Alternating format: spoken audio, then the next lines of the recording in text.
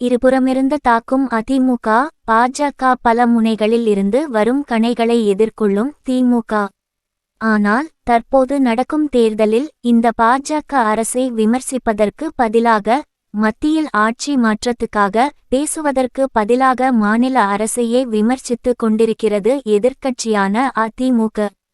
நடப்பது நாடாளுமன்ற தேர்தலா, சட்டமன்ற தேர்தலா என்ற சந்தேகத்தை இது ஏற்படுத்துகிறது. எனவே பிரிந்திருப்பதாக வெளியே சொல்லிக் கொண்டாலும் கூட அதிமுகவும் பாஜகவும் இரண்டு துருவங்களில் நின்று கொண்டு திமுக என்னும் ஒரே இலக்கையே தாக்கிக் கொண்டிருக்கின்றன. சமையல் எரிவாயு, பெட்ரோல், டீசல் ஆகியவற்றின் விலையை கடுமையாக உயர்த்தியிருக்கிறது மத்திய பாஜக அரசு.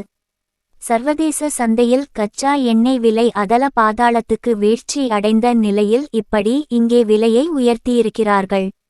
வேலையில்லா திண்டாட்டம் கடந்த 50 ஆண்டுகளில் இல்லாத அளவுக்கு உயர்ந்துள்ளது.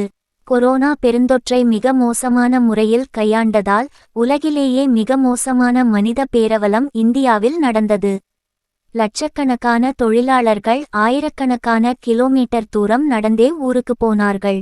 மக்களை பற்றி கவலைப்படாமல் கொண்டுவரப்பட்ட ஜிஎஸ்டி வரியும் பணமதிப்பு நீக்க நடவடிக்கையும் சேர்ந்து சிறு குறு தொழில்களை மோசமாக நலிவடையச் செய்திருக்கின்றன.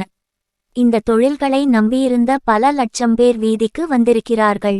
வளர்ச்சி வாய்ப்புகள் எல்லாம் அதானி, அம்பானி என்ற இரண்டு பணக்காரர்களின் பாக்கெட்டுகளுக்கு மட்டுமே போயிருக்கின்றன. தொழிலதிபர்கள் அச்சுறுத்தப்பட்டு ரெய்டுவிடப்பட்டு அவர்களிடம் இருந்து பல்லாயிரம் கோடி ரூபாய்கள் தேர்தல் பத்திர நன்கொடையாக பெறப்பட்டுள்ளன.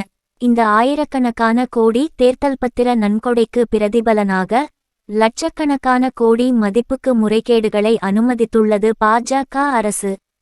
துவாரகா எக்ஸ்பிரஸ் நெடுஞ்சாலை அமைப்பு பணியில் 1 கிலோமீட்டர் சாலை அமைக்க 250 கோடி செலவிடப்பட்டதாக கணக்கு எழுதியது அம்பலமானது. இதுபோல 7.5 லட்சம் கோடி அளவுக்கு மத்திய அரசு முறைகேடு செய்திருப்பதாக சிஏஜி அறிக்கை கொடுத்திருக்கிறது.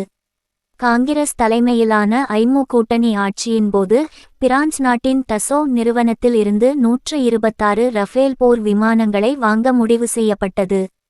அதைவிட கூடுதலான விலை கொடுத்து வெறும் 36 ரஃபேல் போர் விமானங்களை பேசி வாங்கியது பாஜக அரசாங்கம். அமலாக்கத்துறை, சிபிஐ போன்ற அரசமைப்புச் சட்ட நிறுவனங்களின் சுதந்திரம் சிதைக்கப்பட்டு எதிர்க்கட்சிகள் ஆளும் மாநிலங்களில் குதிரை பேரங்கள் மூலம் ஆட்சிகள் கவிழ்க்கப்பட்டன. இந்த ஆட்சிக்கவிழ்ப்பு ஊழல் நடவடிக்கைகள் வெட்கமின்றி ஆபரேஷன் தாமரை என்று பெயரிட்டு அழைக்கப்பட்டன. கொள்கை என்ற அளவில் பார்த்தாலும் குடியுரிமையில் மதபாரபட்சம் காட்டும் குடியுரிமை திருத்தச் சட்டம் நிறைவேற்றப்பட்டது. காஷ்மீருக்கு சிறப்பதிகாரம் தந்த உறுப்புரை 370 சர்ச்சைக்குரிய முறையில் ரத்து செய்யப்பட்டது. ஜம்மு காஷ்மீர் மாநிலம் இரண்டாக உடைக்கப்பட்டு அதிகாரமற்ற 2 யூனியன் பிரதேசங்களாக ஆக்கப்பட்டன. அங்கே 6 ஆண்டுகளாக மக்களால் தேர்ந்தெடுக்கப்பட்ட அரசு இல்லாமல் ஆளுநர் ஆட்சி நடக்கிறது.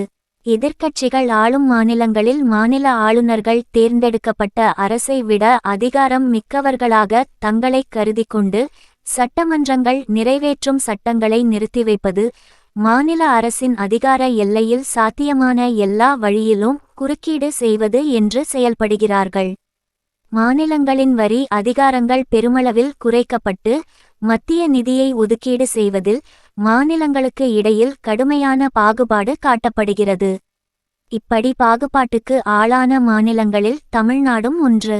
இவ்வளவு நடந்திருந்தும் பேசுவதற்கு இவ்வளவு பிரச்சனைகள் இருந்தும் தமிழ்நாட்டின் முதன்மை எதிர்க்கட்சியான அதிமுகவும் வாக்கு சதவீதத்தில் 4ஆம் இடம் பிடிக்கும் என்று எதிர்பார்க்கப்படும் நாம் தமிழர் கட்சியும் 3 ஆண்டுகளாக தமிழ்நாட்டில் ஆட்சியில் இருக்கும் திமுகவை மட்டுமே விமர்சிக்கின்றன.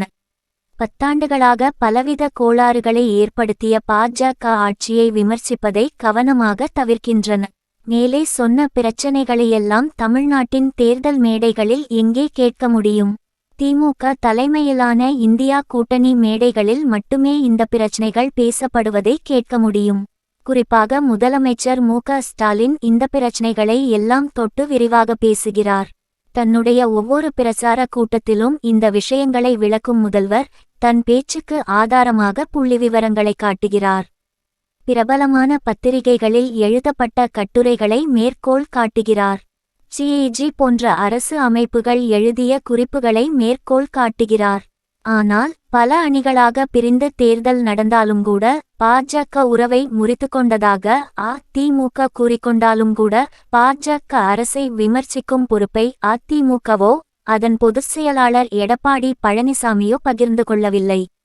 பதிலாக பாஜகவின் முறைகேடுகளை, ஊழலை, நச்சு கோட்பாடுகளை, ஜனநாயக விரோத செயல்பாடுகளை விமர்சிக்கும் திமுக மீது தாக்குதல் தொடுப்பதிலேயே பிஸியாக இருக்கிறார் எடப்பாடி. பாஜக, அதிமுக, நாம் தமிழர் கட்சி ஆகிய மூன்று தரப்புமே திமுக என்னும் ஒரே இலக்கை நோக்கியே தாக்குதல் தொடுக்கின்றன. தன்னுடைய 3 ஆண்டுகால ஆட்சியில் நிதி நெருக்கடி, கொரோனா, வரலாறு காணாத வெள்ளம், ஒத்துழைக்காத ஒன்றிய அரசு என்று பல சவால்களை எதிர்கொண்டிருக்கிறது திமுக அரசாங்கம். இவற்றுக்கு நடுவிலும் கல்வி, சுகாதாரம், பெண்கள் மேம்பாடு, விவசாயிகள், மீனவர்கள், நெசவாளர் நலன் ஆகியவற்றுக்கு ஏராளமான திட்டங்களை செயல்படுத்தியுள்ளது திமுக அரசாங்கம். மக்கள் மேம்பாட்டிலும் அடிப்படை கட்டமைப்பு வளர்ச்சியிலும் முதலீடு செய்வது என்ற திராவிட மாடல் கொள்கையை தொடர்ச்சியாக பின்பற்றுகிறது. தமிழ்நாட்டின் பொருளாதார வளர்ச்சிக்கு தொழில்முனைவோரை ஊக்குவிப்பது, வெளிநாட்டு முதலீடுகளை ஈர்ப்பது என்ற 2 வழிகளை பின்பற்றுகிறது. இரண்டுக்கும் தெளிவான திட்டங்கள் தீட்டப்பட்டு செயல்படுத்தப்படுகின்றன. பாஜக, அதிமுக, நாம் தமிழர் கட்சி என்று 3 தரப்பும் பேசி வைத்துக்கொண்டு செய்வதைப் போல இது நாடாளுமன்ற தேர்தல் என்பதை மறைத்து திமுகவை மட்டுமே தாக்கி பேசிக் கொண்டிருந்தாலும் அரசியல் விழிப்புணர்வு மிக்கவர்களான தமிழ்நாட்டு மக்களுக்கு எல்லாம் புரிகிறது. திமுகவும் காங்கிரஸ், விசிக, சிபிஐ, சிபிஎம், மதிமுக, முஸ்லிம் லீக் உள்ளிட்ட இந்தியா கூட்டணி கட்சிகளும் தோழமை அமைப்புகளும் இந்த பிரச்சினைகளை ஓயாமல் மக்களுக்கு நினைவுபடுத்திக் கொண்டே இருக்கின்றன. தமிழ்நாட்டு மக்களின் அரசியல் விழிப்புணர்வையும் ஓயாத பரப்புரைகளையும் துணையாக கொண்டே பலமுனை வியூகங்களை எதிர்கொள்கிறது திமுக அணி. இவர்கள் ஒன்று கூடி என்னதான் தாக்குதல் நடத்தினாலும் அனைத்து தொகுதியிலும் திமுக கூட்டணியே வெல்லும் என மக்கள் சொல்லுகிறார்கள். என்னதான் நடக்குமென பொறுத்திருந்து பார்ப்போம்.